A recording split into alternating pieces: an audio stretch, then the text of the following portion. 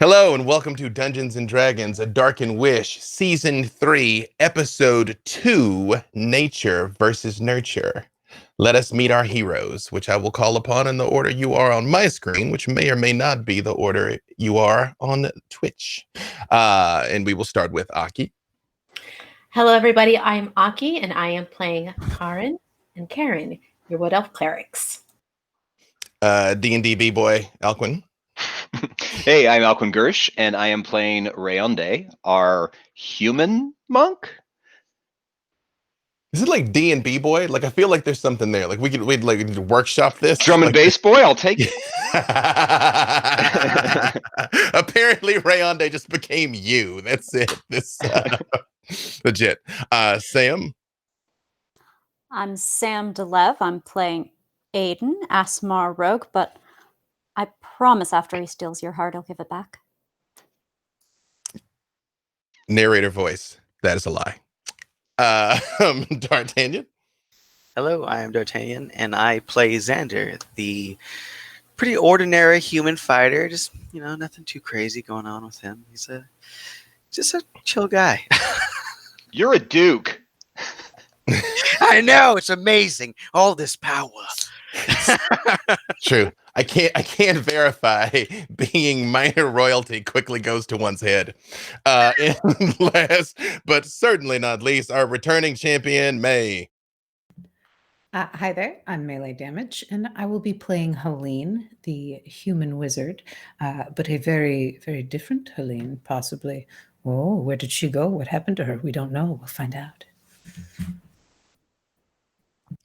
Now, before we dive in properly to this week, do I have a volunteer for who's going to be recaptain for what happened last week? I think I can make an attempt at it. I believe in you, as you were quickly abandoned by all your comrades. Yes, I believe in you, Aki. Cool. Are we doing that before or after the intro? No, let's recaptain now. Let's recaptain now. See, because see, this is showbiz. We'll recaptain, and then we have the nice intro, and then we're in. Right, cool. I wanted to leave enough of a pause so that he could cut this little bit out. Cool. No, we're leaving that. That stays in. See, No! Internet. This is what we're really like. No! Yeah, here we go. Right. Mm-hmm. All right. So our scene picks up last week with Aiden, who is speaking with his guardian, and his decision to make, either to continue down the path he is and live his own life, or to perhaps find a bit of adventure by heading towards a volcano. As he decides to head towards the volcano, he runs across an amulet. Once picking it up, he instead experiences a very violent and terrifying vision of him and a bunch of people he has never met, with the exception of one, fighting a red dragonborn who spews fire in his face. Seeking out the one person he can remember from that vision, he heads to Summersdal to meet up with an old friend, and also meet up with an old friend. And if you haven't gotten the gist, he meets up with an old friend, and also in that time tells Xander about the vision and indicates that they need to find some other people and that there's something about this life that isn't quite right. Meanwhile, in another place, Gwyneth, the twins are leaving a service and are run across a boggin who has also been experiencing strange dreams. The boggin produces a small coin that they seem to have found sort of by accident, and the clerics, curious about the inquiry into, about a certain blink dog, realize that they know who it belongs to and decide to do a scry. And they regret their life choices. But even so, they decide to head towards Summersdal using a mode of Feywild transport and arrive in time to meet both Aiden and Xander. Aiden, recognizing the twins from the vision, immediately trusts them and allows them to identify the amulet, which is bad. It's just a lot of pain. It's bad.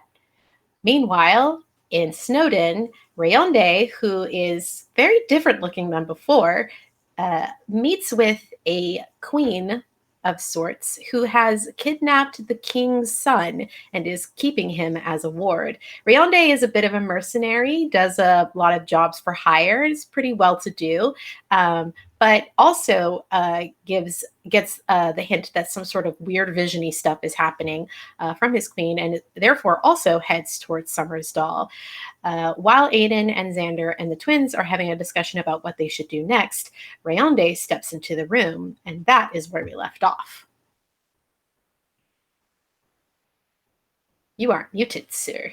Having been delivered this fantastic recaptaining, the quality of which only two fine elven minds could produce, let's roll the intro.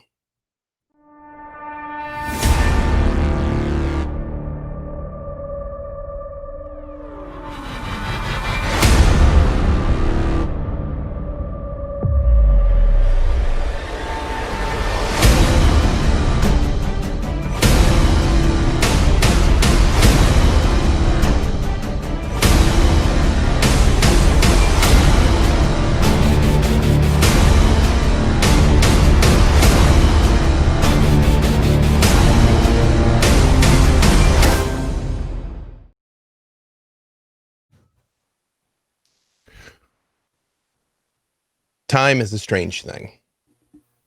It seems to move in a straight line, but those with any real power or any real knowledge know that is not true. Every choice we make immediately creates a new branching path of the choice that we didn't make, and the choice that we didn't make, and the choice that we didn't make. On occasion, some choices set us so far back and send the path branching so much it seems to have been shattered into 1,000 pieces. And then on occasion, we make choices that don't just take us back, they take us up, away, and down completely. Well, we've already met our other young heroes in the place that the fates took them. We begin our adventure this week in a very different place with a very different person who may not be a hero anymore after all.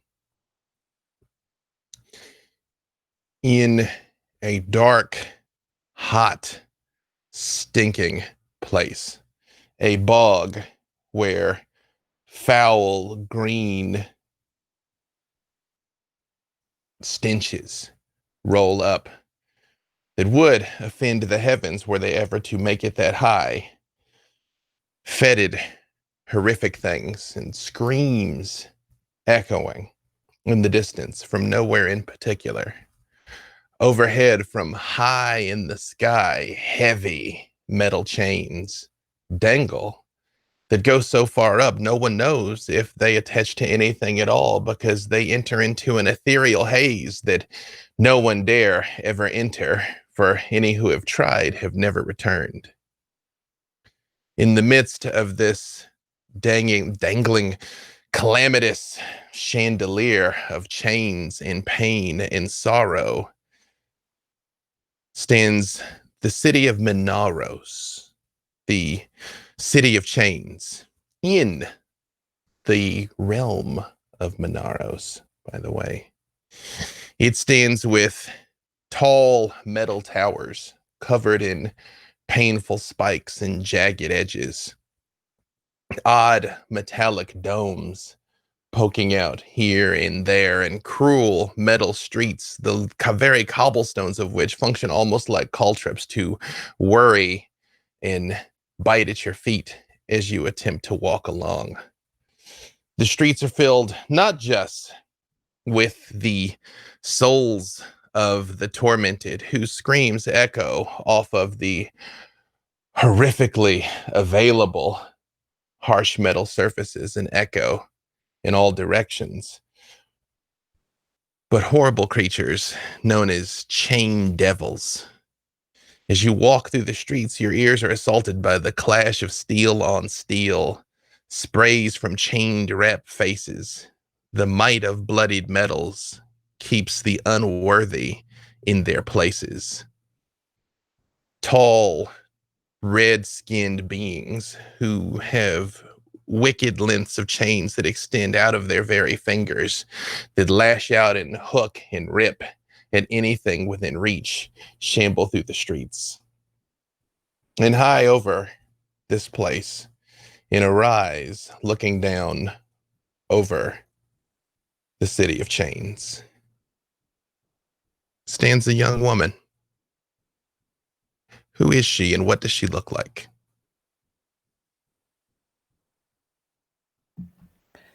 She is Helene, a wizard, looking out over all she's ever known.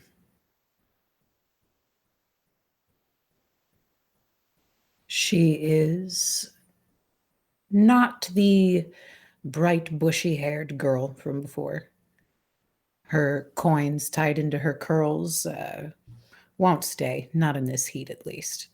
So she's found other ways to affix them to her outfit, but it is the only lingering, besides the color of her hair, that would even give you a hint they were the same person. The look in the eyes that you've known of Helene is faded. She's worn.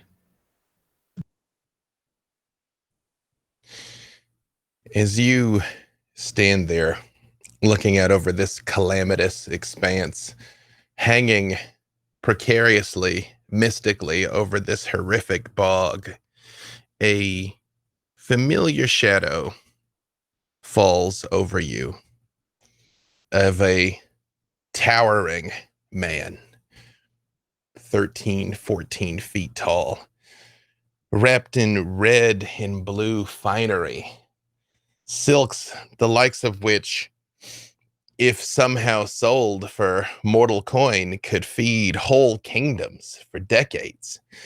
They are as lavish as this place is cruel. And he looks down at you with a sweet smile in his red skin as his horns curl up towards the sky. This is Asmodeus. It is him who you serve. He is the only father you have ever known, and yet there is no love in your relationship. There is only service. And as you stand looking down over the city of chains, he reaches up with a single gigantic clawed hand and scoops up one of the soul coins woven to your garment. Oh, child. I don't know if it is a waste to brandish a soul coin so wantonly, or is it simply the most lavish thing I've ever seen? Perhaps I should consider a belt of them, or... I don't know if that's the right look for you. The velvet's nice, though. Is that velvet? Kind of you to notice, although I realize you're attempting to irk me simply by referring to it as nice. It is, of course, perfection. It is the finest weave capable of being produced on this plane or any other, but you, of course, know that, my disagreeable child. I was just testing you. But yes, it looks lavish and exquisite. Is there something, some reason this visit is owed to tonight? Usually I stand out here alone. I was unaware that I required a purpose to survey my lands or speak to my warlord. But fear not, I have brought you a gift. That's very nice of you. Soon, you will be taking a trip to one of the other hells. There will be a task put before you that I believe you will find interesting. But before we engage in our work, I have brought you an opportunity to engage in your very favorite thing, Helene. I have brought you an opportunity for cruelty. See, that's why I asked. I was hoping those would be the wonderful words you said to me, and you've said them. And thank you. I am nothing if not benevolent. I wish nothing but the best for you and all sentients everywhere. This city, this jangling Hyter, this city of chains, I've never understood your fixation with it, girl. You have the run of the hells, save when you are out inflicting swift justice upon my enemies. Why do you keep coming back here? And he does produce like a bit of a length of silk from his sleeve and kind of put it over his nose as the swamp gas rises. I like it here. It's how do you say it? It's my aesthetic.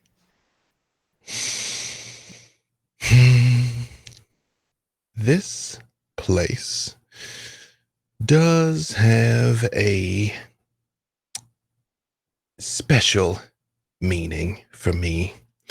As you know, this is where those who particularly displease me are sent to suffer.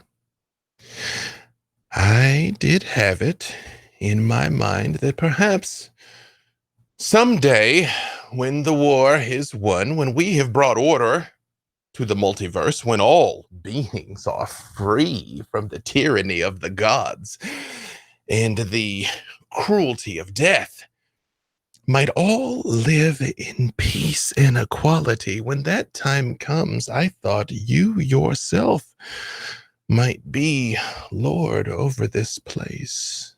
Would that please you, Helene? You really mean that?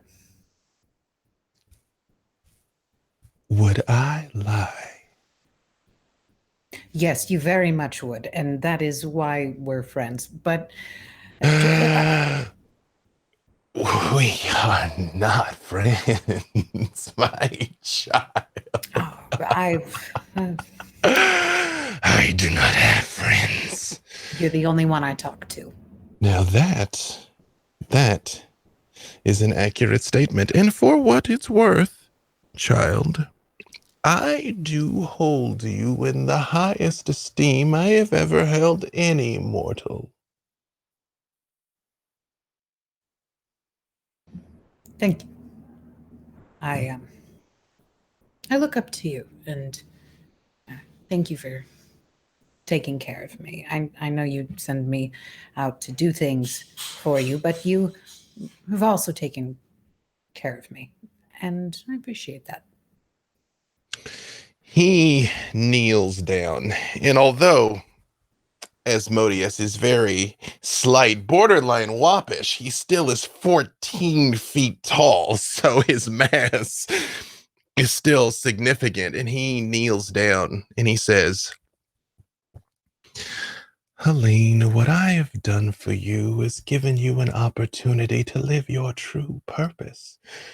Could you imagine how dreadful it would be if you were in some backwater village worshiping feckless gods, or sailing the seas chasing your tail in the pursuit of nothing?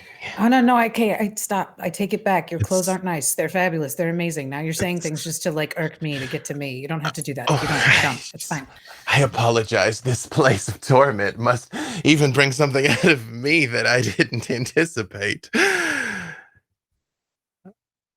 I would like you to do something for me. Down there, although I said you yourself may rule this place eventually, you do not rule it now. Do you remember Paulus Windscreamer? Does Helene remember them?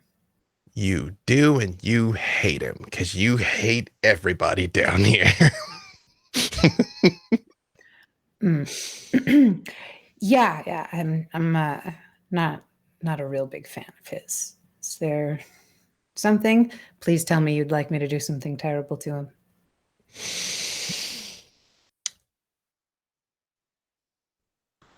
How can I look at that face and say no? Yes, I would. I have grown concerned that Paulus may be forgetting his place in the grand order of things. I realize one cannot be the absolute lord of the nine hells without having the occasional servant believe they might know better than I. I would like you to remind Paulus of his place in the grand scheme of things.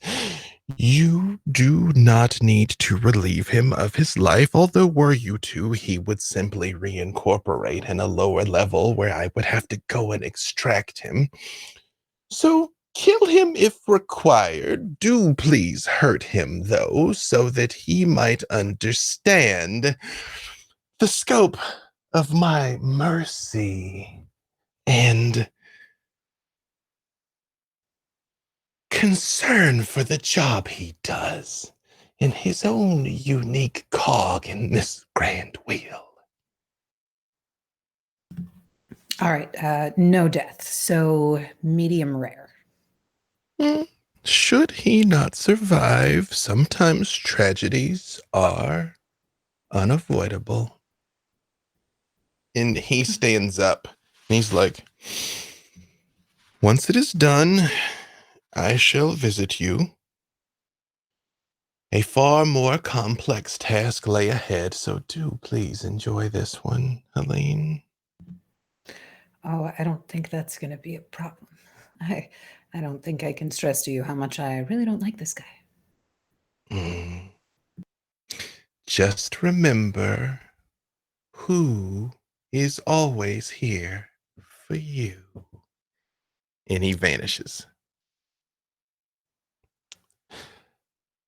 Meanwhile, in another place, in another plane, in another reality, we find a strapping warrior wrapped in a silk feather robe, if memory serves, although wielding a large blade.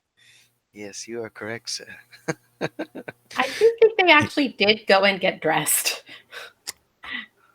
I believe, if my recollection serves, and I put this before the committee, it was Aiden that ran to get dressed while Xander had to rush to greet this new arrival, is my recollection. I do remember wrapping my arm around him and putting it in a robe pocket specifically. There you go. It's true. I appreciate Karrin and Kerrin still trying to look out for Xander.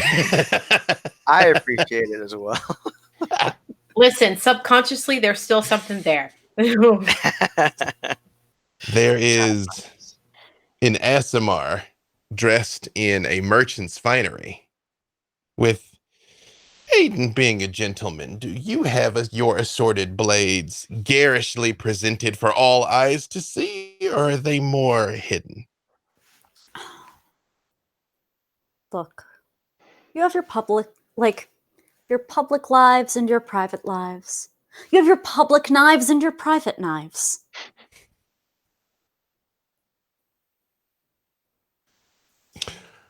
There are two elven clerics dressed in high finery Although important point of clarification, Karrin and Kerrin, have the twins embraced their royal heritage to the point that royal finery is included in the robes, or are they simply religious regalia?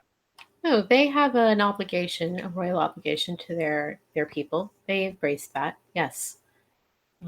One would say that they are actually in the process of waiting to see what kind of matrimonial matches will be arranged for them at this point in their lives.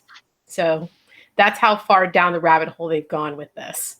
They are a credit to the people of Gwyneth, and their sacrifice is valued. In before you, Duke, stands a man who seems otherwise fairly unremarkable. But you have been informed he is an envoy of Snowden to the south. You, being of House Kendrick, would know that you are essentially in a cold war of sorts with Snowden. Publicly, it must look like the Empire is standing fine, that Lady Eliza is in fact ruling Snowden as a vassal of King Kendrick, and all is well. But anyone who is scratched just past the surface level knows exactly what this is. And you are quite aware, Xander, that your cousin, the young Prince Aram, is her ward currently. As such, while this man's arrival may not necessarily be greeted immediately with violence, he is almost certainly not your friend. Hmm. So I'm standing here with the robe, sword, friend. The Duke, yeah? Xander. I can Yes. tell, even though you're, not in your ducal accoutrement. It's the face, that's what it is. Yeah, you've got that leader face. I mean, Flattery. I didn't bring up the scars, so it's a backhanded compliment if one at all. You know who sent me, yeah? Yes, I'm aware. And why? State your business. Why are you here? I'm here to offer Lady Eliza Darrison's support to you in these chaotic times, I guess. I don't know. I'm sorry. This is my first round as a diplomat. I don't normally do this sort of work. Yeah. You don't say. That is exceedingly obvious. Well, what kind of support is she offering? Well, I mean, I'm merely a messenger or a courier in this situation. I don't think I could detail that, but she did seem very adamant, I guess you'd say, that she was the solution to all of your problems. And I mean, I guess it's above my pay grade to know what the problems of lords are. It's just a little, I guess, ill timing for it to just spring out of nowhere, especially with the certain problems that arise. So why are you here, and what do you want to give me? I mean, I'm offering the support of Lady Darrison. What does that mean? In whatever you may need. Perhaps it's better if you discuss it with herself. I'm not supposed to make offers on. I'm just kind of a messenger, really. Let me just walk this back. She sent you to come tell me to go talk to her. I mean, if you should like, at your pleasure. I mean, let's be clear here. I know that you and her are not friends, and you've certainly been nothing but hospitable, and I thank you for that. It sounds like a trap, I'm just gonna say that you don't sound very convincing. knowing her, I think that is a very accurate assessment. In fact, yeah. But I mean, someone you've got a situation you can weigh. You say, "Hey, I'm obviously very powerful and not afraid of Lady Eliza," and But you seem to be.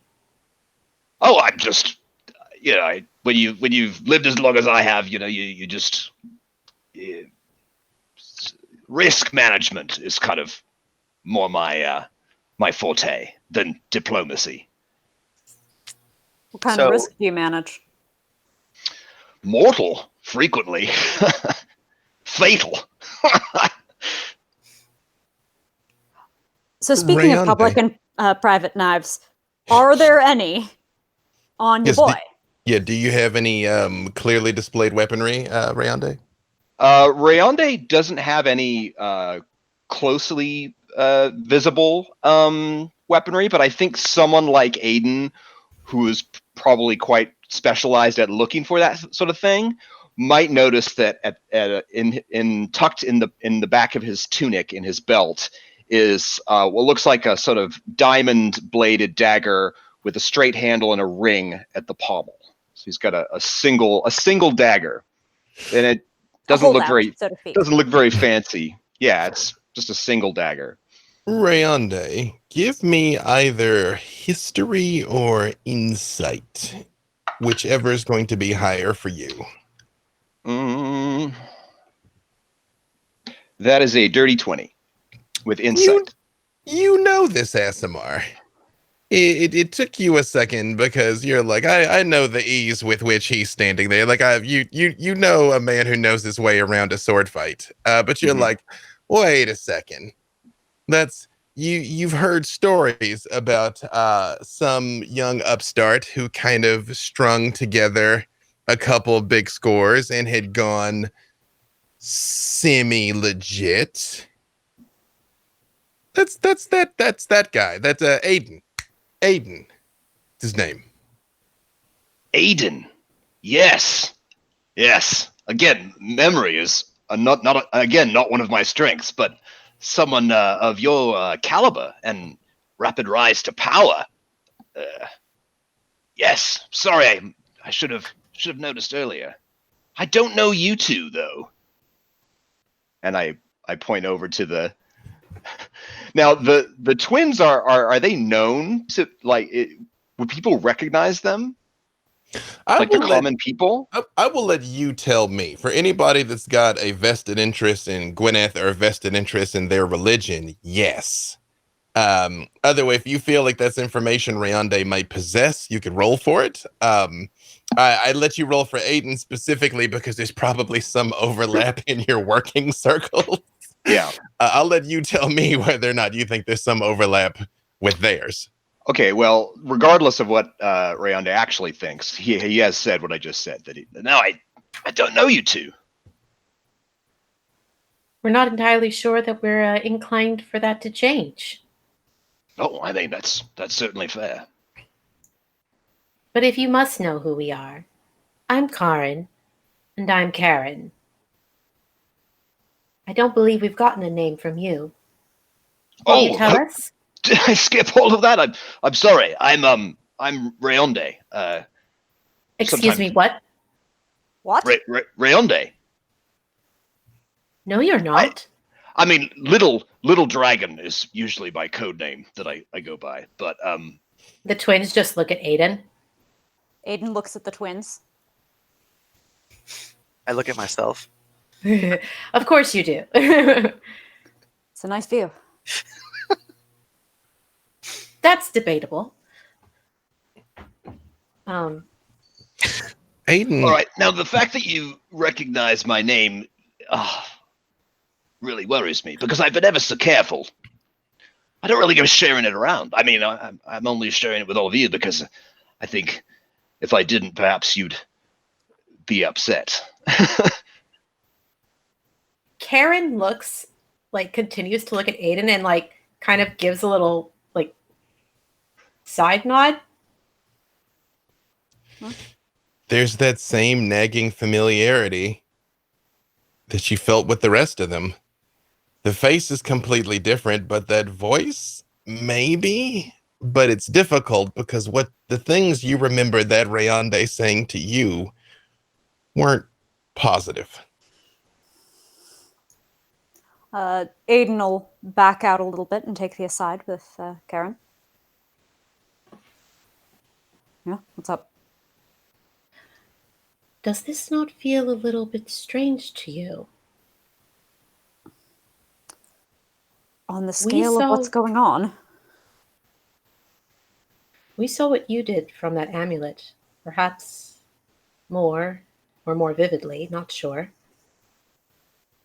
Why does that name sound familiar? Why does that voice sound familiar? It's not him. He was the one we knew was a dragonborn. That's not an illusion. Look at him, he's human. Couldn't be. Except he says his code name is Little Dragon? That can't be a coincidence.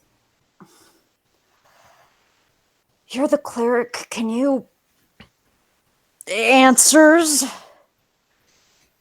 I mean, I could try, yes. All right. We'll keep him occupied, and I will make sure he doesn't try anything with Xander. Oh, I don't think anybody is trying to try anything with Xander except for you, from what I can tell. Not like...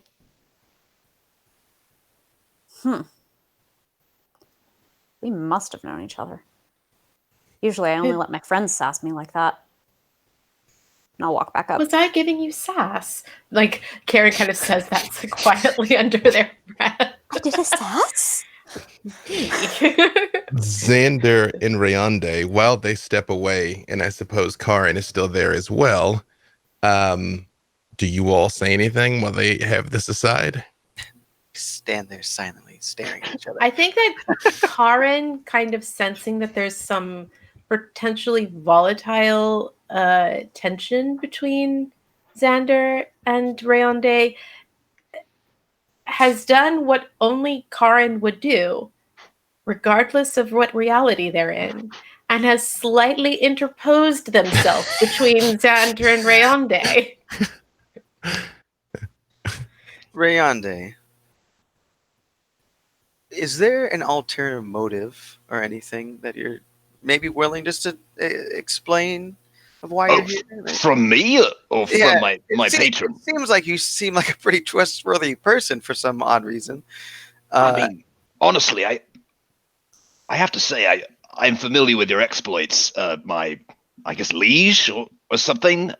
Just Xander. Yeah, I'm familiar with your rise to power, and as a professional murderer, I admire a lot of your technique. And I was very happy when the lady sent me on this mission and was very explicit that it was not an assassination attempt.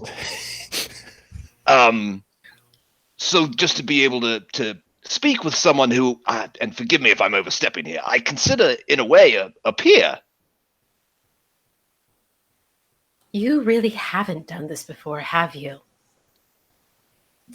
Yeah, you're quite confusing. Well, at least he's up front. Which is better than we can say about most of the diplomats we've dealt with, right? True, yes. I mean, do you want my assessment as someone who has survived in the service of Lady Eliza Darrison for many a year? Sure, you're here now, so why not? It is most certainly a trap. However, a trap that you walk into, knowing it is a trap, is better than whatever the alternative is. I think you should go speak to her, and then everyone's happy. Did she explain in what problems I may have? Because, as you know, there is plenty of things a duke of this land has to deal with. Yeah, I mean, but there are means of we can take you there and have you back again using magic. You needn't be gone for long. And, I mean, she wasn't specific about not bringing guards or other people with you if you feel unsafe in it. I mean, just bring some other folks along. I will be perfectly safe. I'll be fine. wait one moment. Aiden, Certainly. Karrin, I take them aside. It seems odd to me that he has arrived at the same time all of you have arrived about this amulet. Does it seem a little too coincident for you, maybe? Or am I just reading into things? Or Well, I was just having a conversation with Aiden, and something about him is familiar. His voice, his name, his manner. I You agree. felt that too, right, Karrin? Karrin? Most certainly. And you? I agree. I, at the same time, want to murder him and hug him. It's a weird feeling I have inside, but I'm trying to figure it out. You don't particularly feel possessed to do that to either of us, do you? No, God, no. Never. I would never do that to you.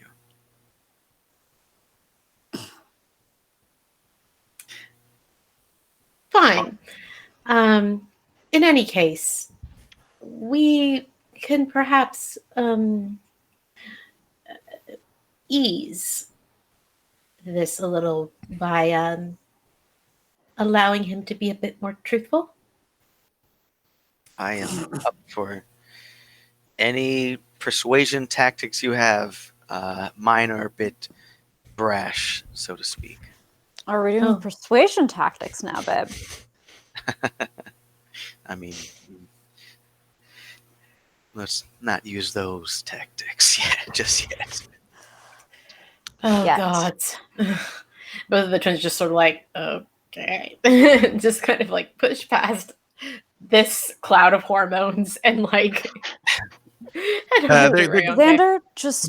They're getting a contact high from it, though. They're standing next to it while it's burning. Like, okay, great. Yeah. They're ignoring it as best they can because it's a lot. It's a lot, and they're like, the longer they spend with these two, the more weird and confusing things get. So they're just like, oh, okay. I have that effect on people. It's true. Just embrace it. Just saying, double cheeseburger. That's all I'm saying. No, it's like you could just hear you hear the psychic no from these two. Rayonde, why? One thing, real quickly though, Dave, I wanted to ask you. I have a quite high perception, and part of what I do is having incredible hearing. May I make a perception check to see how much of this I was able to effortlessly eavesdrop upon? Absolutely, it is a thing you do. Yep.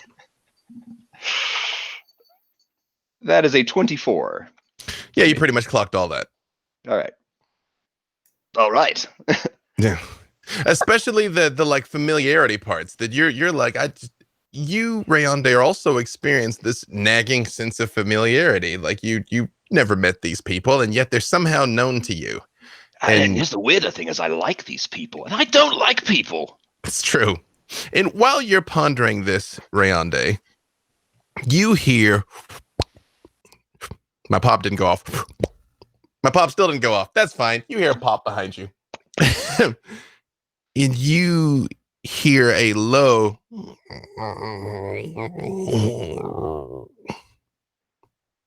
I have blind sight. Does that give me any more information of who's behind me in that split second without me having to turn around? Behind you, between you and the door, is a very... large, monstrously large dog.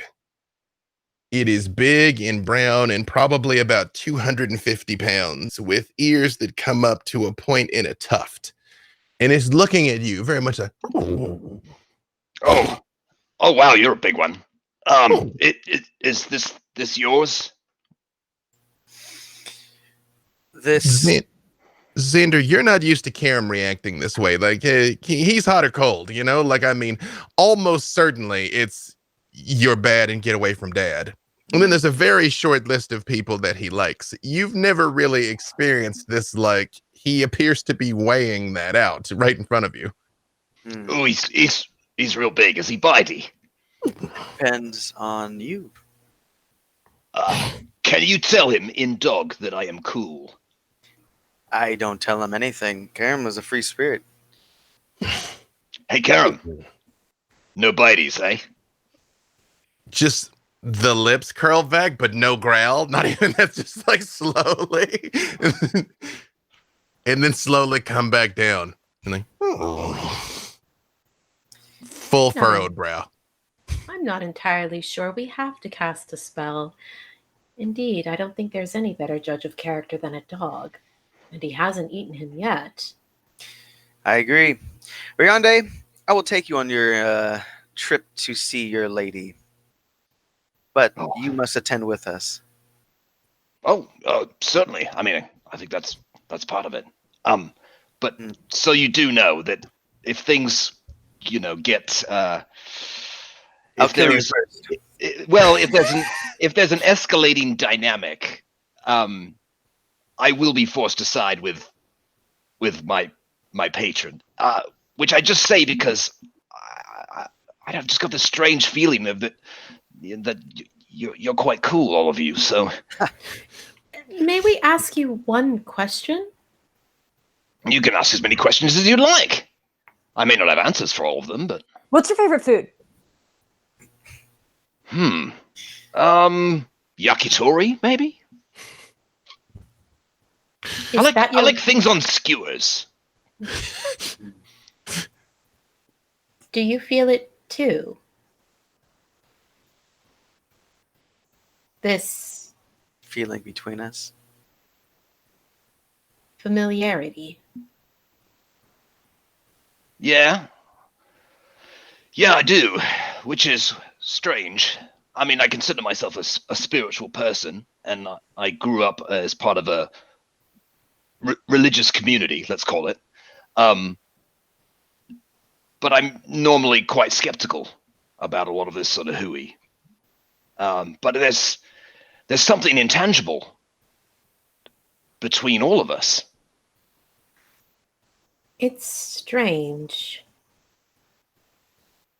We have no memory of anyone who looks like you. But the name is familiar. Look, have you ever been a Dragonborn? That I mean, I see why people might get that impression. When I'm working, sometimes I wear this mask, and I pull my mask out of my robe, and it's like a red lacquered dragon mask. And disguise is another one of my specialties. But in most cases, I prefer to not be seen than to be misseen.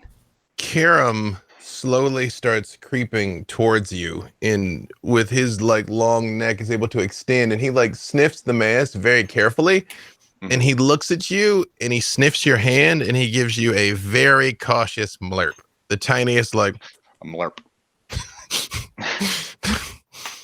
The like Ooh. I probably won't eat you.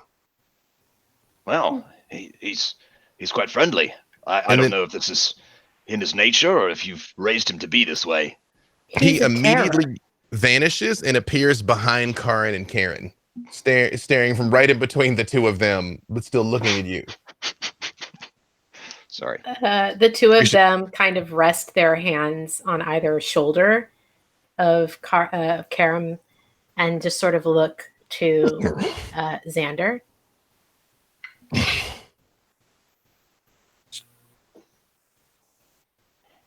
Your kingdom, your issue. Yes, so you have told me many times. We're happy to help. We always have been. Look, I'm going to go on record as not in favor of following a self-professed assassin into a lair of the enemy state that has that's just Why are you incapable of handling that? Look, what on the plane does she have to offer that makes it worth it? I think that it is something we should look into, because it seems rather coincidental that she has offered her support at the same time that a certain object has come to your person. And How? you come to us to gather us up, and we have now finding out that we have some weird familiarity link to Rayonde for some odd reason, and it just seems a little. I think we should at least look into it at the very least. But that's just my opinion. You are more than welcome to go on your own way. I can bring a few guards with me, and I will go with Rayonde. All respect to your guards, but some people are going to watch your six a little closer than others. You know what I mean? You go, I'm going too. I appreciate that, Aiden. I'd much rather have you watch my back than them. Aiden, when you say that, you hear a voice whisper in your ear. Right then, sir, should we raise the anchor on the Wish, and presumably we won't be killing this lot? It is the voice of Braz, your first mate. Yeah, not this lot. I think we're good for the moment. Right then, anchor's up. And you hear a light scuffling of feet on the roofs of the building, and you hear a couple bushes shake as your crew's clearing out. I appreciate them so. Wait, you don't mean we're going to be sailing there, do you? Do you have an easier way of transporting us? Not necessarily. I just don't like boats. They hate them, actually. They're terrified of the ocean. Friends, no worries. There are plenty of buckets, I'm sure, for you. Don't understand the Why? reference, but okay. What is this? You know, if they bomb. Oh.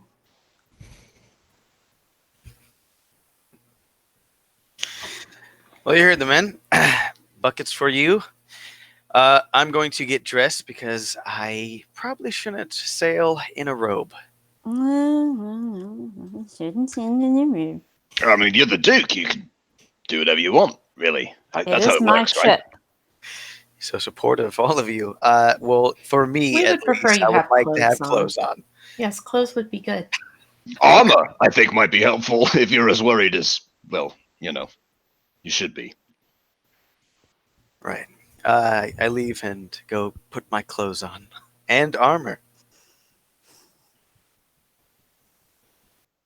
As he does that, I grill Rayonde like, was it the Bank of Waterdeep job? How do you... No, How did you know? no, I don't really do procurement. More termination.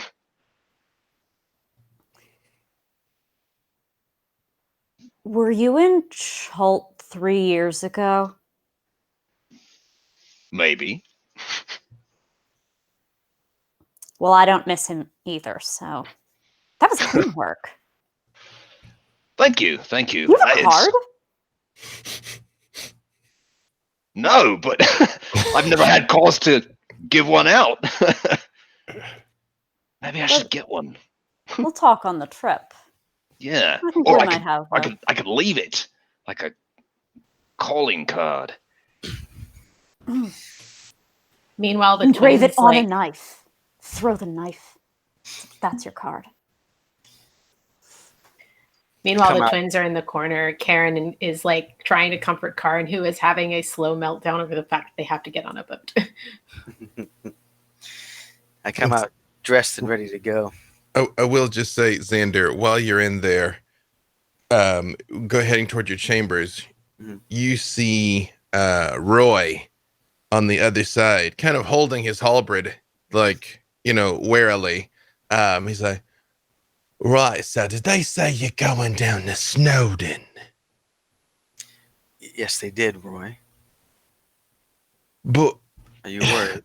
no, forgive me if I'm stepping out of place here, my lord, but they already got the young prince. Well, forget you too. Roy, you know that they won't be able to catch me.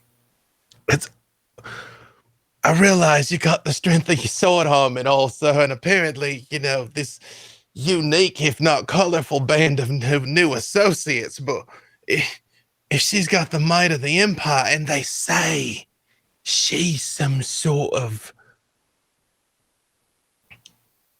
sorcerer. Well, that's because she is, Roy. And I'm not scared of that. We've dealt with her before. We will be fine. I trust Aiden.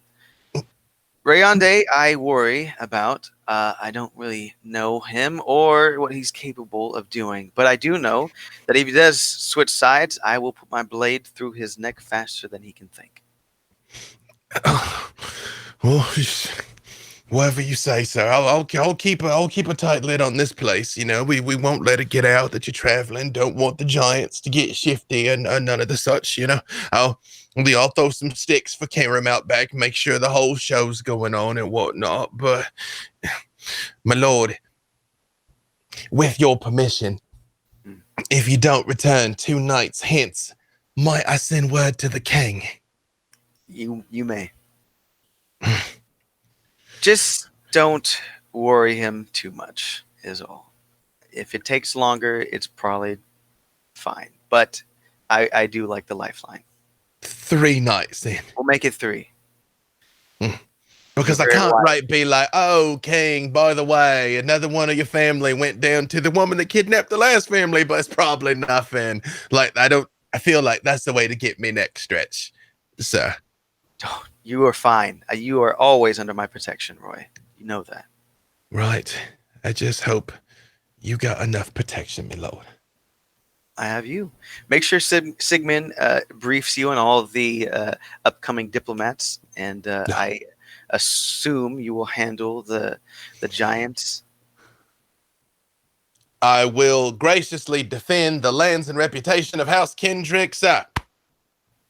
My Roy. I grabbed like the back of his head. Like, good man.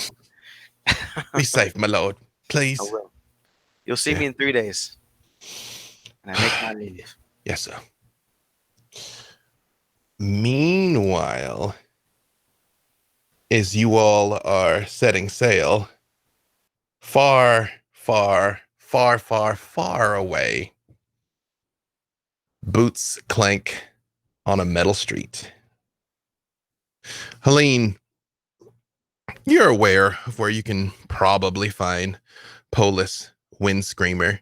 The City of Chains, like so many places down here, oftentimes can be difficult to maneuver, although its layout is fairly consistent.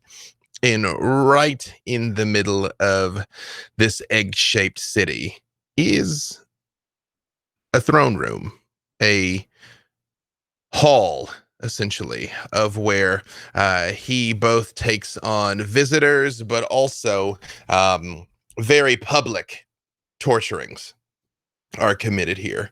Very rarely are things committed as full-blown execution, because quite frankly, in order to be down here, you're probably already dead. But as the soul coins jangling all over you testify, there are definitely some fates worse than death. And it is easy to make your way there, unless there's anything you would like to do ahead of time. Do I know where to specifically find this guy? It's a pretty good bet he's going to be there. And there are chain devils rolling around and things. So I will tell you, you know enough about this place that you kind of have a choice. You can arrive in such a way that he knows you're coming, or you can arrive in a way such as you don't. As you said, you like it here. It is not completely unusual to see you here. But to penetrate this deep into the heart of the city, usually you only go when you need something, because as we said, you hate Polis Windscreamer. And quite frankly, he hates you back. I'm going to arrive so that he knows I'm coming.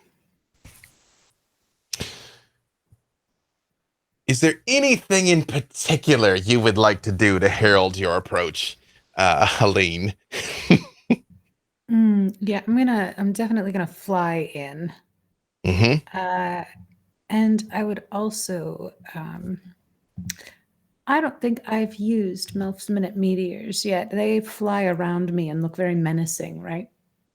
They absolutely do. They look like tiny flaming projectiles that can lash out at a moment's notice. I would like to fly in with those kind of circling around me. As you fly in, looking extremely metal in a city literally made of metal, you would notice chain devils look up, and most of them look at you fairly admiringly as you fly overhead. A few avert your gaze. Everyone knows you are the sacred of Asmodeus, and your wrath can be swift. You look out over the widespread torment taking place here, and it's good.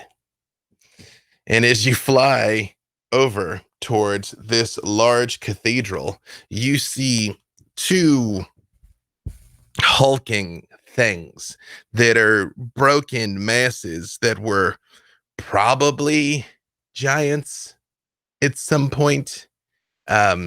Some sort of stitched together shambling hulks that just loom outside the entrance to the throne room as you land in the courtyard. You are muted, ma'am. As you land in the courtyard just outside. Actually had a little bit of a connection issue and missed a big portion of what you said. If you could actually repeat that for me, I do apologize. I was just saying you fly in looking super metal in a city of metal. And the chain devils mostly look up approvingly, some of them averting their eyes, knowing that your wrath is oftentimes swift. And as you land in the courtyard in front of this royal building, there are two hulking, shambling creatures that are standing out front as guards. They look like they're made of odds and ends of assorted giant things that don't fit together quite right. And as you land, just look at you and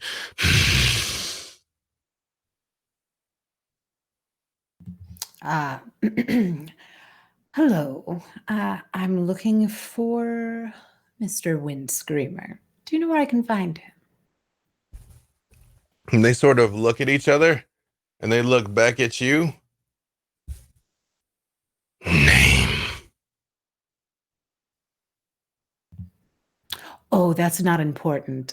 See, I'm here on work, not pleasure. I think you should tell him it's in his best interest to just be quick.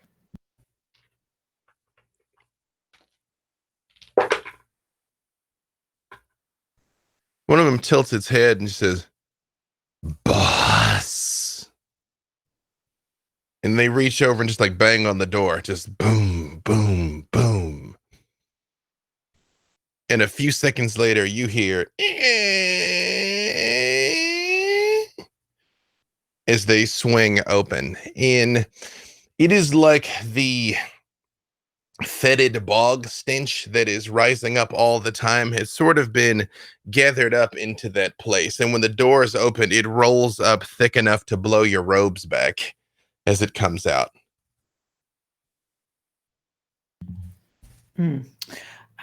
That's pungent. Is he in here?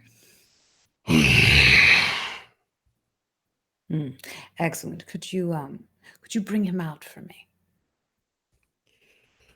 They look at each other again, and then one look and just kind of like scratches its head with what you think was probably some sort of giant polar bear claw at one point, and says, "Working guest."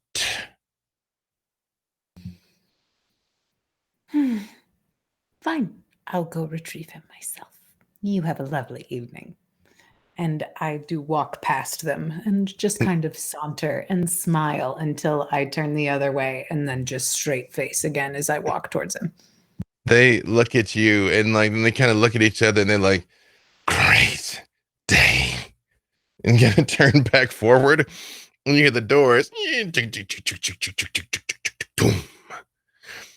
In here, it is more subtle. It is hot but you only, instead of hearing the protracted cries and wails and lamentations outside, here it is more just gentle whimpers. By the time they make it into this building, they're usually long broken. And you do hear the ambient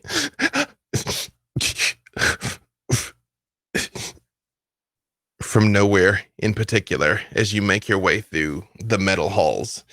The walls are etched with studs in too many opportunities to nick a cloak or cut a finger on it. And there is a gigantic 30-foot mural of Asmodeus, the only thing of color in this place, standing there in his finery, in one hand, holding all of Tamriel, the planet, in his hand, smiling down at it in peace and serenity, and down amongst his feet, untold legions of broken, burned, and bloodied bodies. As you make your way towards what you know is the throne room, you hear a familiar voice call out, the Red Witch. I'm quite busy. To what do I owe this surprise? Oh, just a little bit of business. Wanted to stop by, say hi, and do a little bit of this. And I'm going to ready a fireball in my hand and look around for something that looks really special to him, like any kind of work that he's working on that might be important, or something that I feel he really holds of value. Let's see, what would this guy like? I like, look, I'm like, you're objectively terrible. What do you value? Does he have a cabbage stand? The cabbages! Does he have a cabbage patch? He sounds to me like Vizzini. It would be wine, if anything, or his collection of poisons. He specializes in precise methods of torturing and partitioning souls, of being able to not just injure and trim off parts of a body, but to injure and shard off parts of a being's essence. I will say he probably has bookshelves and workbenches covered in notes. Oh yeah, I light them all up. Ow! What is wrong with you? He comes running into the room, and he is objectively terrible. And through the wonders of modern technology, I can share with you what he looks like. Paulus Wind Screamer is a homacula. What that means is he looks vaguely humanoid, if like a bearded devil lizard was a person. He stands about 8 foot tall with arms that are too long that go out into 3 very sharp claws. He is absolutely covered in spikes and has a long spiky tail over a very saggy and bloated body and a crest of horns that comes up, of which Paulus's is the biggest of all of them, to prove that he is the top homacula. As you found him, he's come in and he has on a pair of very large goggles and what looks almost like a butcher's smock that looks ridiculous over all of his points that are like pointing through them. And he runs in and he just goes, "That was centuries of work. Do you know how many sentients I had to torture to gather that knowledge?" Yeah. Right. Look, Asmodeus says, learn your place. And I kind of whack the goggles off the top of his head as I go to walk out. And I go, look, this was medium rare. Next time, well done. Oh, that's going to be so much worse. But so much fun. How dare you? And he takes the goggles off and he throws them down. And he says, "The city of chains is mine. You might be Asmodeus's favorite pet, but I rule this circle of hell. If I'm the favorite pet, just remember that makes you the favorite chew toy. Helene, give me a perception check. All right.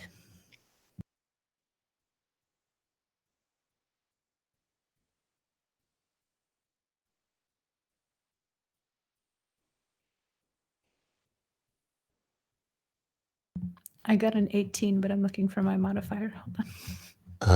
Let me pull up Helene's sheet.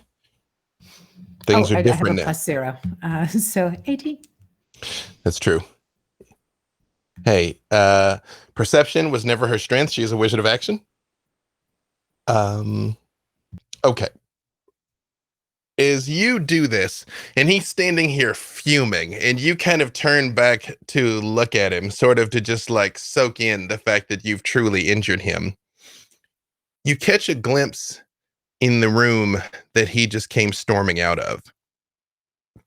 It's a thing off to the side, and there is a wooden table with tanks and machinery and, of course, chains all in it.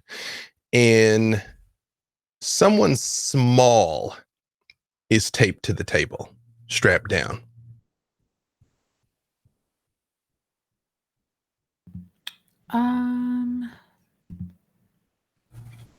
I will Mage Light is a cantrip, right? That's like a free one.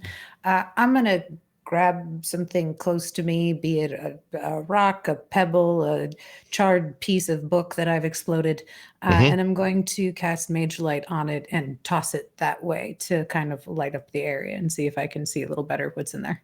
As it tosses in and lights up, you see there is a dark black humanoid. It's hard to make out, but they're very small, 4 feet, maybe 4.5, and they are shackled like this, but their head is turned in a way that you cannot make out any of their facial features. And when you do that, he says, "No, nope, nope, nope," and balls his fist up and the door slams shut. "You've delivered your message. You've made your point. You've hurt me. Now get out." Is that someone special to you in there? Is that why you seem real attached to that one for some reason? I'm picking up some vibes. I don't feel real attached. I feel busy. I told you I was in the middle of something, and now apparently I have to make up a half a millennia's worth of research, so I probably need to get right to it. If you don't mind. Oh. Well, I'm sure that there are plenty of other souls that you can separate. So I'm just going to go roast this one like a marshmallow real quick. And I'll start walking towards the door that he just closed. And it should be no problem. It should be no problem, right? He lashes out one of his bony arms across with all the spikes, but he does not touch you. And he says, and he pushes back his horny frill slightly. And he's like, "Helene. Yes.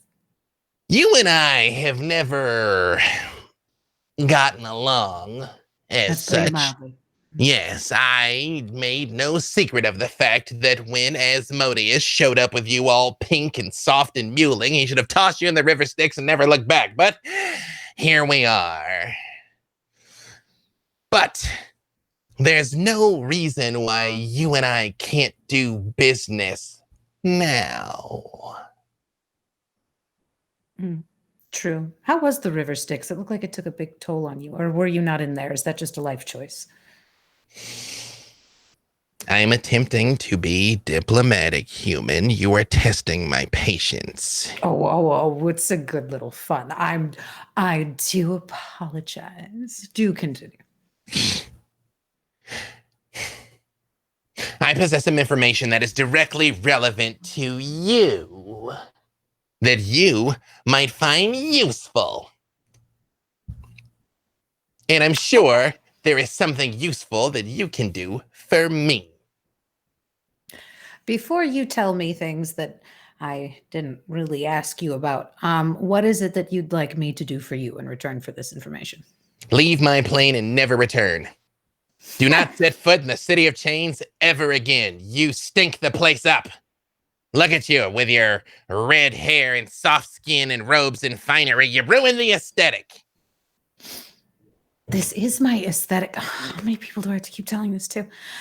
I mean, if you have to keep telling people, maybe you're a poser. Did you ever think about that? Nope. That's it. You and your human privilege. Just because Asmodeus smiles on you, you walk around like you own the place. You have more books that I can set on fire. Okay, sorry. You were trying to help. Diplomacy. You were trying to help. I know. Okay, go ahead. I'm not trying to help. I'm trying to be rid of you. And I'm willing to pay handsomely. Okay. I'm not going to leave here. I like it. Oh, I like it here. It's been a while since I've said that word. But I can leave you alone for some time and not blow up any more of your stuff if you perhaps tell me this information that you would like to share, which apparently seems like it's going to be something that's going to keep me away from you anyways, because otherwise I feel like you wouldn't tell me. So what is this confession you feel you must get off your chest, dear friend? 50 of your human years. Never return for 50 of your human years. For me, that's basically an afternoon apiece. What if I forget something? Like 25 is good, right? 40. All right, I'll give you 40. That sounds fine. And he very much just like kind of adjusts the butcher apron that he has on. It doesn't work because of the spikes. And he walks back over and he just throws the door open and he walks to the other side of the table and just looks at you and says, come on. All right. I'll follow him. As you walk into the room, you see on a nearby table belongings that have been stretched out. A dagger, a multicolored cloak, rows and rows of coins and shiny trinkets that have been woven together, and a pair of winged boots. And on the table, you see a very small, very frail little black kinku. His head is laid to the side and his mouth open with his tongue lolling out. But when you stare at him, you do see his chest rising slowly. Why are you showing me this?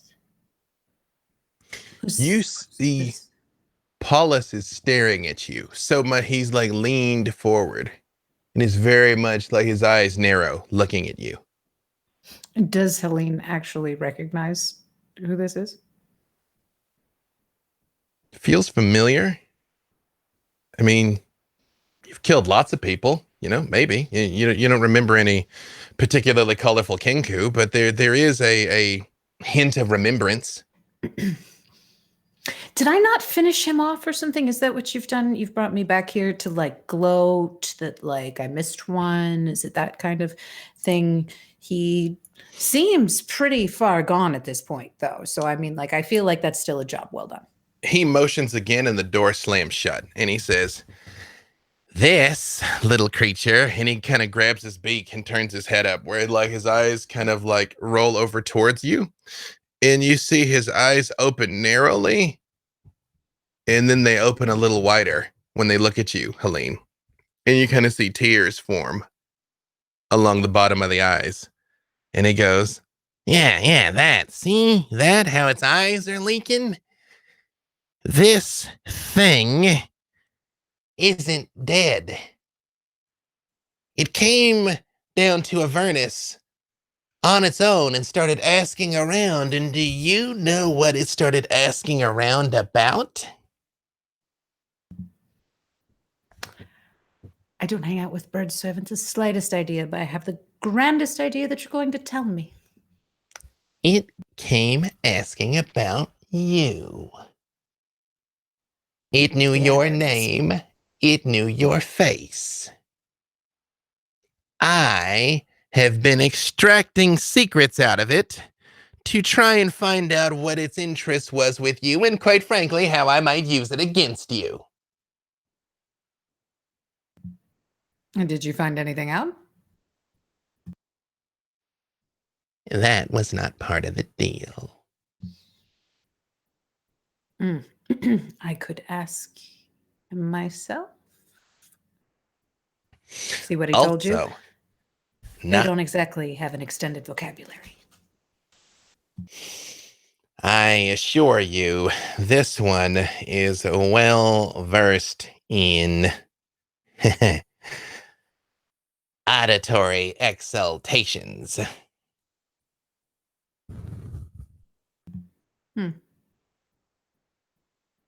So you brought me in here to tell me that you found a strange bird looking for me in the underworld and won't tell. That's like the weirdest blackmail, though. Like, if you're going to do that, you have to do this right. You have to tell me what you have on me that you're going to tell Asmodeus in order to make me nervous. Why do I have to teach everyone how to blackmail properly? I love watching your monkey meat brain work. No, girl, I got what I wanted. You said you were leaving. You know I've got something and you don't know what it is or who I've told. And so you have a vested interest in keeping our covenant. I get real close into his face and I go, I want you to know that the only reason that I let you live is because Asmodeus told me to. You live because I allow it. And I walk off. See you in 40 years. That's what you think. And I do continue to walk. As you are storming out, those hulking guards turn and look and say, "Good day." Evening, gentlemen. Yes. And I do wave and again smile as I walk by. And then when I turn again, just straight face. Meanwhile, aboard the Wish, sailing south towards Snowdon. It is late in the night now because Rayonde was essentially setting sail right at the dusk. Took time to sail there, took time to talk. You realize dawn is probably in a few hours, but this time of year the nights are long. Although because Moonshay is right on the equator, it only ever gets so cold here. And soon you are sailing into the waters of Snowdon. As you all approach, one of the first things you see is one of the gleaming black three-masted warships floating out in the water. A casual reminder of Snowdon's power as to anyone who would sail into these waters. And you see the sigil of Snowdon painted broadly along its side, with that of House Kendrick painted on it, much smaller on near the front. We're here. Yep. Home sweet home. Hope you like the place. Yeah. As you can see, they've extended a welcome for you. Yeah, I can definitely tell we're very welcomed here. Just, I guess, lead us into the harbor. Duke, Mm. if things were to truly go badly, it is possible that we could call upon assistance at a moment's notice, and it is very likely that it could come about as quickly. Just in case.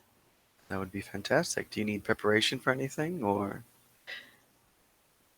No, a simple message would probably do. A message sent beforehand or during the conflict? Well,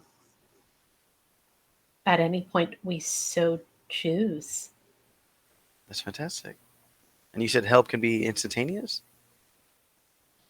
Well, it depends on how quickly they go about finding the resources, but elves are generally fairly resourceful, and we were able to find a nearly instant. It took us many, many days to get to you. I'm sure it did. Well, if you would like, maybe let them know what we are doing so that they can prepare. Do you want to talk to Father, or shall I?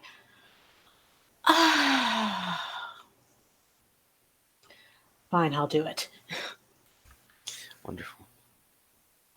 While they're having that conversation, I have one with Rayonde.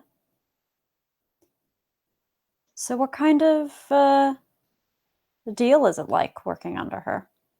Does she have stuff on you? Is it a blackmail type of deal? Is it well paid? Did she raise you from a babe? No, nothing as interesting as any of those. I'm part of a temple. You would know it, but I'm actually quite religious. And we serve her. So whatever arrangement she has is with my superiors. It's not directly with me. Although I have done missions for her in the past. Some of them, in fact, quite high priority. But yeah, I kind of wondered why she would send me on something like this. It is curious.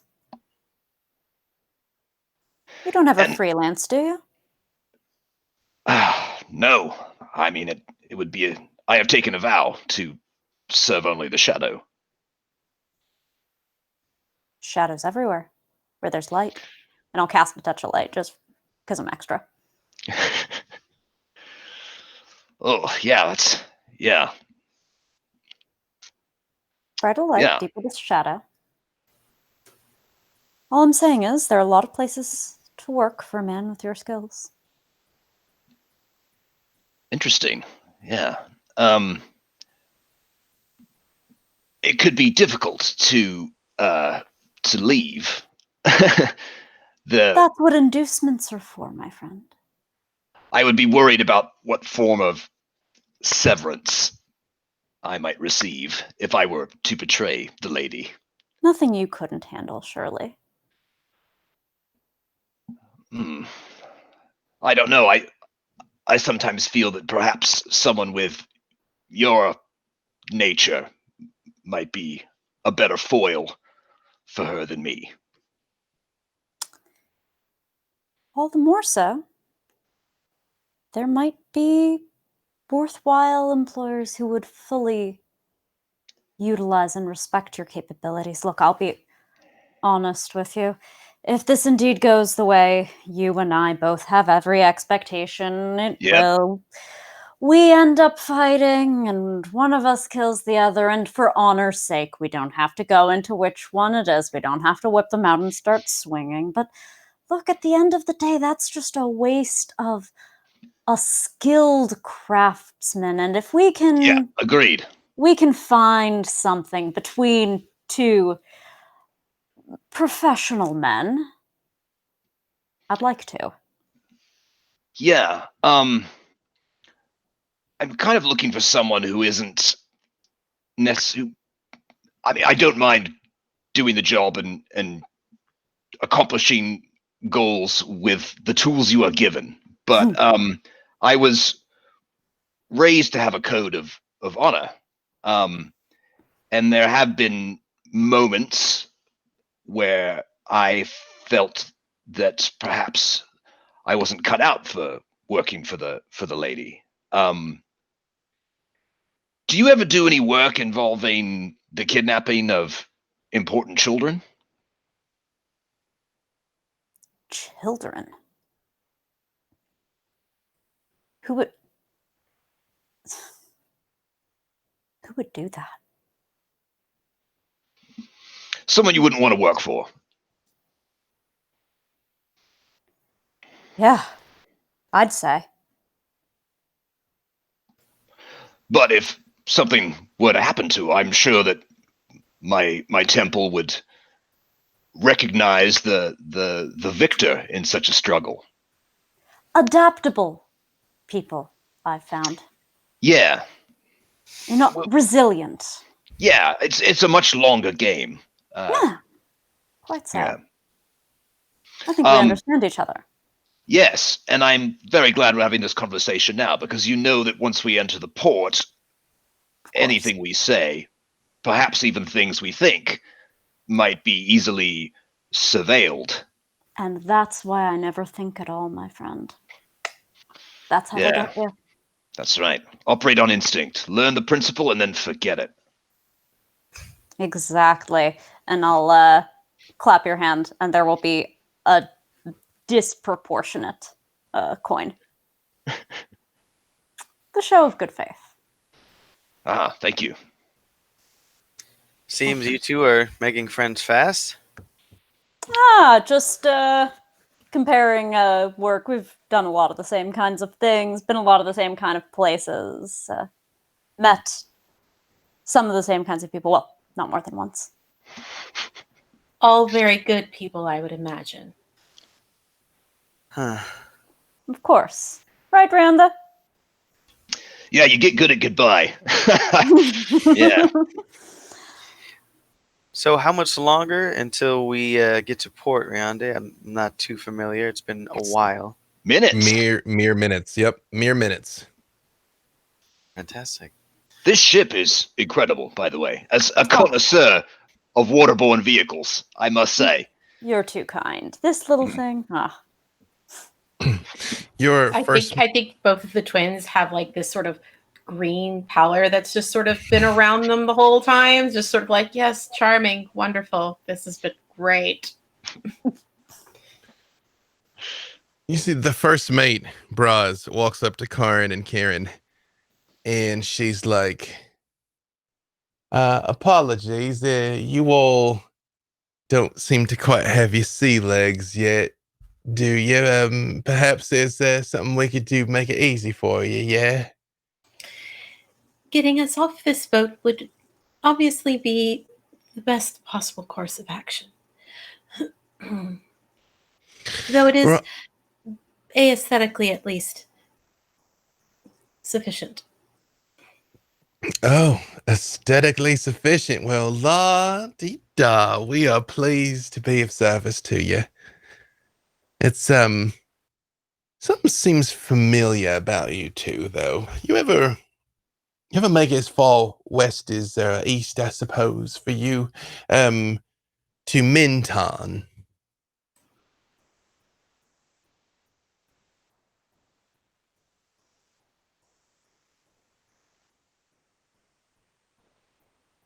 I'm not sure how to answer that question. Honestly, I'd hope. Well, have we? I mean, only in that memory that we don't remember.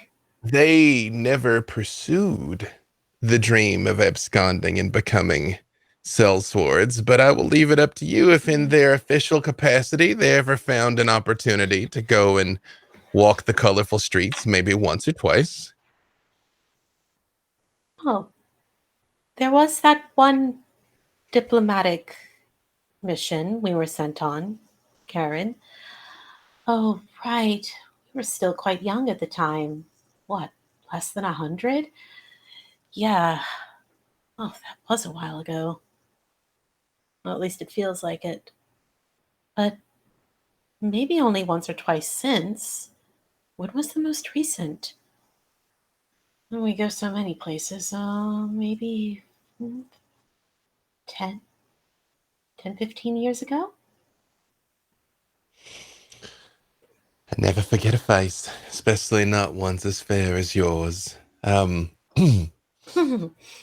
If you don't mind me saying, she sort of rummages in a pack and she pulls out a small black sphere, a little bigger than a marble. And she says, Keep this close.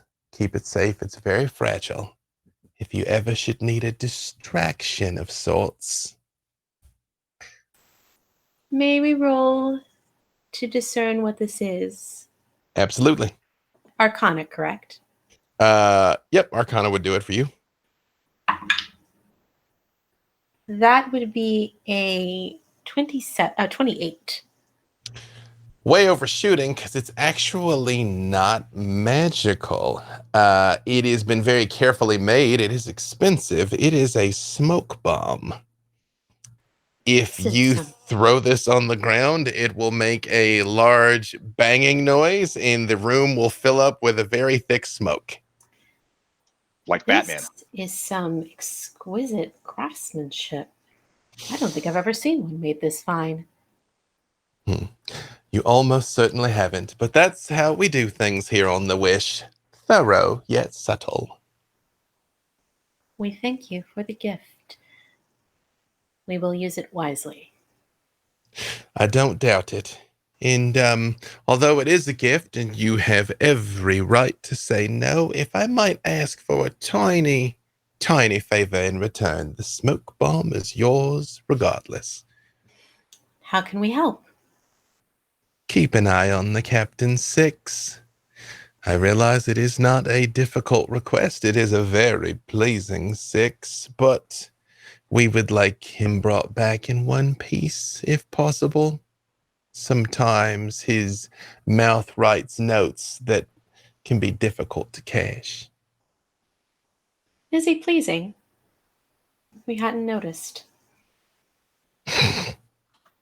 I didn't notice you being so green around the gills. Let me show you just one more thing. You see that over there? What are we looking at? When you turn and look, she's gone. We really fell for that, didn't we? We should get out more. Should we? Should we, though? No, we really should get out more. Well, if you say so. I do. Listen, you are older than me by like 30 seconds. You don't get to tell me what to do. We're about to weigh anchor. Are the two of you ready? Yes, we're ready. As the ship sort of rounds the bend into the cove, it becomes clear to those of you that haven't been here. The fortress at Snowden does go right up to the pier, but it is on the very south side of the island, where essentially anyone that was trying to approach could see from a long way off. And it is set back sort of into a natural bay, essentially. I'm forgetting how to word. Just past where the docks are, where you can see more of these three-masted galleons here that have pulled into port, but there is room for the Wish to park right in the middle. Up past the dock, there is a large wall with a very heavy gate that currently stands open. Past that, there is the town and the common area, which is dwarfed by a massive palace. And high walls stand on both sides of it that basically would make trying to approach from either side very difficult. Essentially, this seaward approach is the only really feasible way to get to the castle. Along the docks, you see rows of troops lined up on display. They are clearly in their military finery, their dress armor and shields and weapons. There's probably 250 soldiers lined up in rows out here. And at the front of them, on a horse, is a very beautiful dark-haired man. He is wearing royal blue. It looks like it might be silk, it might be velvet. It is difficult to tell, but it is a very shimmering, luminescent cloth. And he sits on the back of a brilliant white horse that would be the prize of any collection. And he sits at the head of all of the guards and gives you all a very warm and welcoming smile as the Whisper presumably pulls into the slip.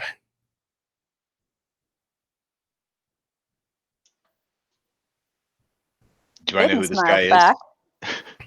You do. Yep. Do you all disembark? I will say this has every sign of the trappings of a state greeting. It is a none too subtle show of force, of course, as state greetings are. But it is simultaneously a show of power and respect.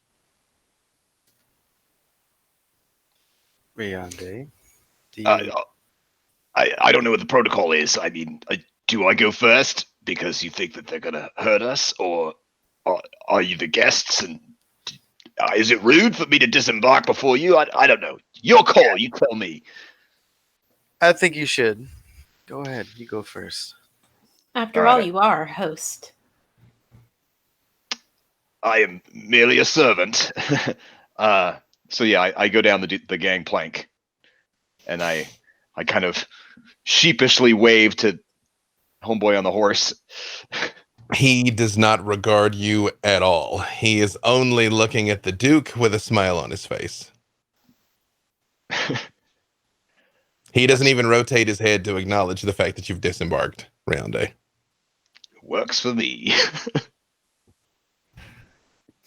I disembark after him. Presumably the rest of you are coming off the boat. Yep. Captain off last. Karrin and Kerrin, give me constitution checks.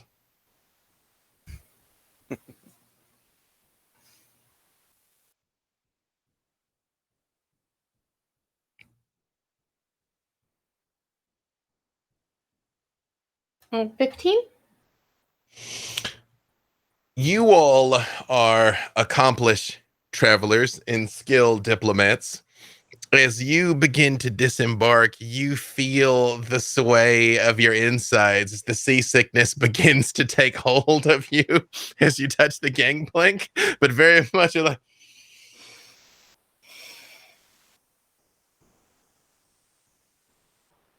Aiden, I would say of everyone, probably only you, Rayonde, again, we've established that you're perceptive.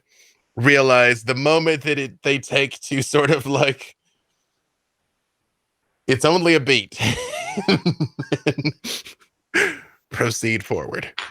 Go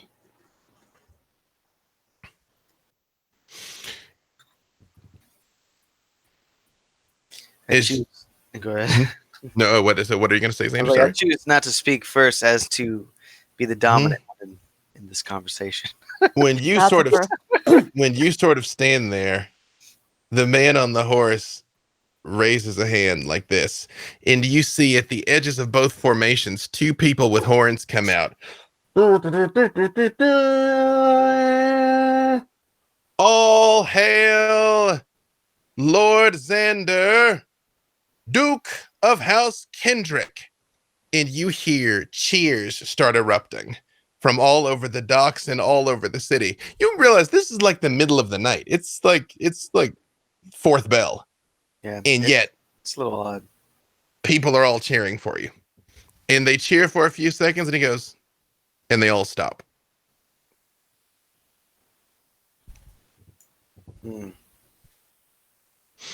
And the magnificent white horse starts to walk forward slowly, but it very much trots like a show horse and turns to the side. And he leans down and he says to you, "Hail, Lord Xander. I am the Queen's humble servant, Nosia. I have been sent to welcome you to Snowden." And it's just like there is a familiar affinity you have felt for your friends, there is an instant dislike in the depths of your soul for this man that you cannot place. Oh, I feel it. I definitely feel it. Might I provide you with a steed worthy of your station, or do you prefer to walk casually amongst the king's subjects? I will walk. Show the way. He looks at all the rest of you and he's like, "What? What a colorful assemblage. Such beautiful people. And he looks right at you, Rayonde, and says, mostly. And sort of spurs the horse, which very carefully does start trotting, and the crowds begin to part. Is you all walk through the soldiers who do not turn their heads. They stand in perfect formation. And you, Xander, being both a fighting man and one who controls troops, realize their discipline is impeccable. Is they walk through, and you do see people inside the village. They are lined along their shops. Some of them have opened their windows. They are in their day clothes, not their night finery. And wave. And at one point, a woman comes forward holding a baby and says, oh, Duke, would you bless my baby? Would you bless her, please? Sure. You're blessed. Thank you so much. Sacrilegious.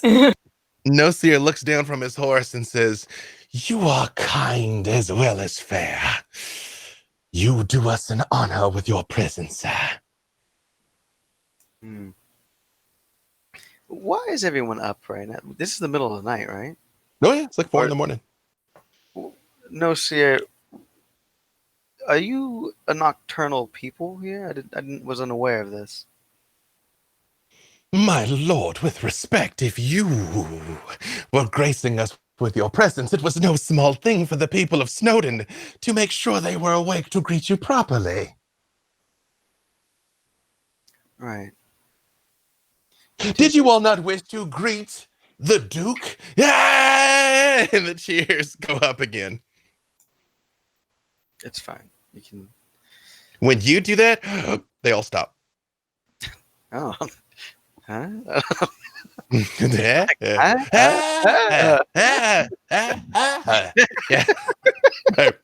Say what you want about Lady Eliza, but she runs a tight ship. Yeah, I can see this. It seems feared has a number on people. Yeah. He's like, oh, no, not fear. Merely discipline and respect. Exactly. That's what I was referring to. Yes. Isn't that just fear with extra letters? I said around it. I chuckle audibly. The horse begins trotting again, and as you all get a little closer to, actually, all of you give me perception checks. Yes. Dun-dun-dun-dun-dun.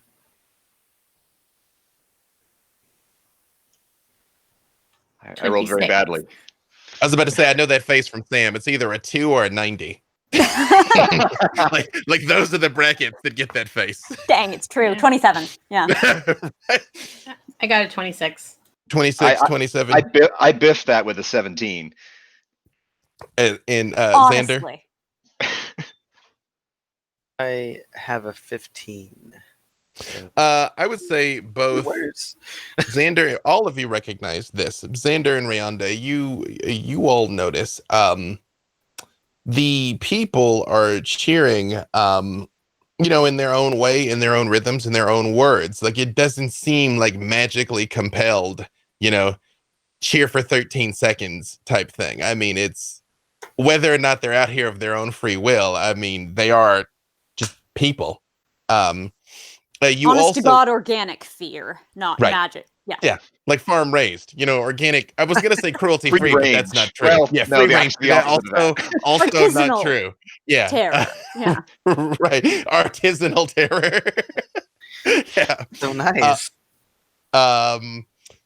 You also notice up on the balcony of the palace, all of you realizing a beautiful brown-skinned woman in a sparkling white gossamer robe with her long black hair pulled up with jewels hanging out of it, standing up on the balcony. That when everyone claps, she claps too, which all of you instantly recognize that must be Lady Eliza. Karrin, Kerrin, and Aiden, you all also notice in the midst of all the cheers and everything, yes, she is up there, but you also notice there's several hidden guards. Up on some of the roofs, there are a number of snipers with crossbows. They have not completely drawn down on you all, but they are up there very much waiting to. And you also notice one other man dressed exactly like Rayonde. He is very low over the ridge of one of the roofs, but you very much make out his eyes over the roof, watching as all of this happens. Aiden will swagger up to Xander, wrap around him ostentatiously, get right up close to his ear, all affectionate, and whisper in those locations. Fantastic. Thank you, Aiden. Back Is- off, tap the butt, move off. I thoroughly enjoy it. Things must go down differently than the last time I was on Norland. Perhaps I am due another visit. Yeah, And times are changing. as he spurs the horse forward, and you realize this beast is flawless. And those of you that have been around horses, you realize there's honestly a non-zero chance that it would just poop in front of the Duke and be horribly offensive, but he seems unconcerned by that. And as you make it right up to the door, the horse vanishes. And he just like lands very lightly on the ground. And he's like, might I present you all to Lady Eliza? You might. Aiden, give me another perception check. We're rolling for crime here. Roll for crimen. 25. I crime solidly. When he bows, there is a moment that the glove and the finery and the sleeve extend slightly, and you see a small circular tattoo on his wrist that looks like a circle cut down right the middle, and half is white and half is black. You recognize it as the symbol of a very, very powerful crime syndicate, the Petite Mata.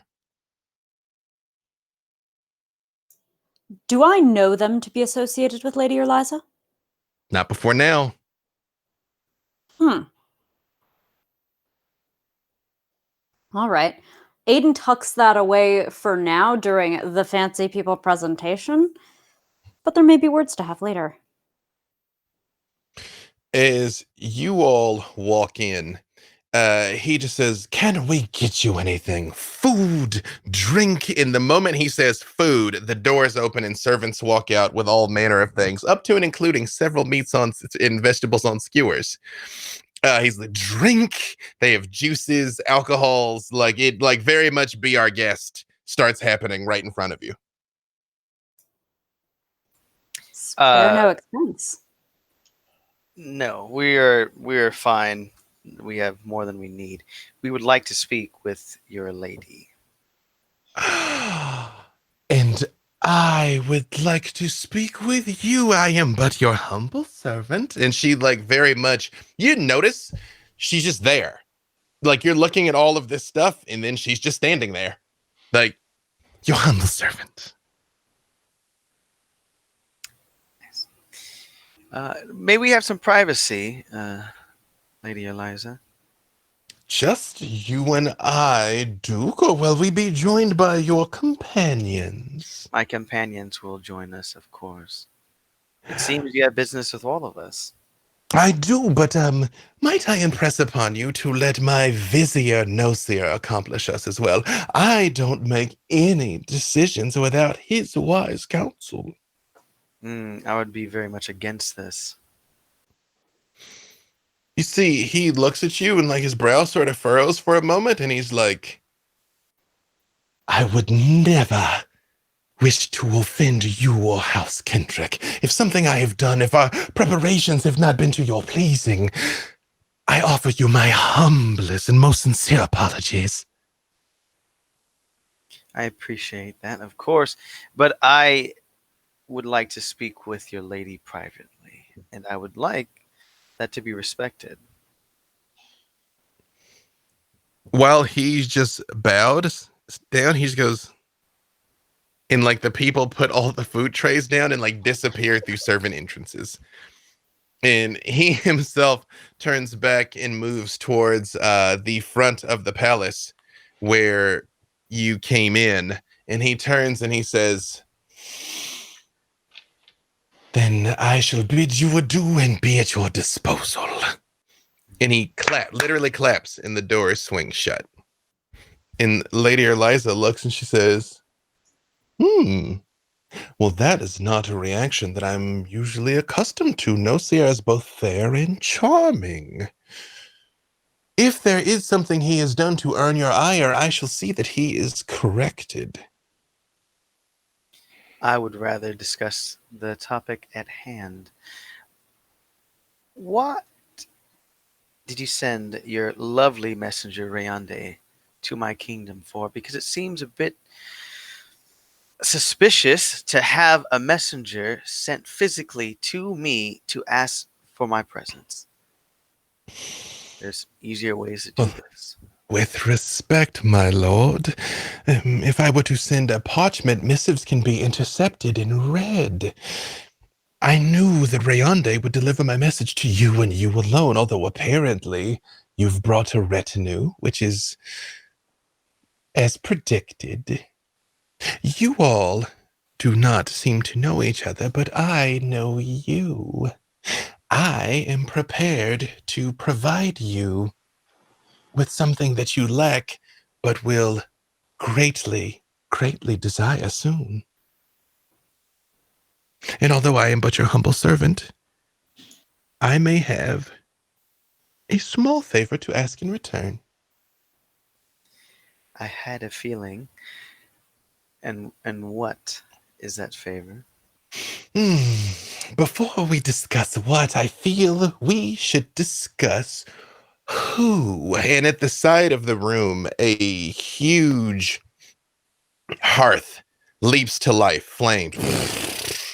It is difficult to look at and is blinding for a moment. And inside, you see a woman pacing angrily through a metal city with chains hanging from the sky. Helene, having just departed this and taken a moment to get out of eye line of these guards, anger burning in your heart, what does Helene do?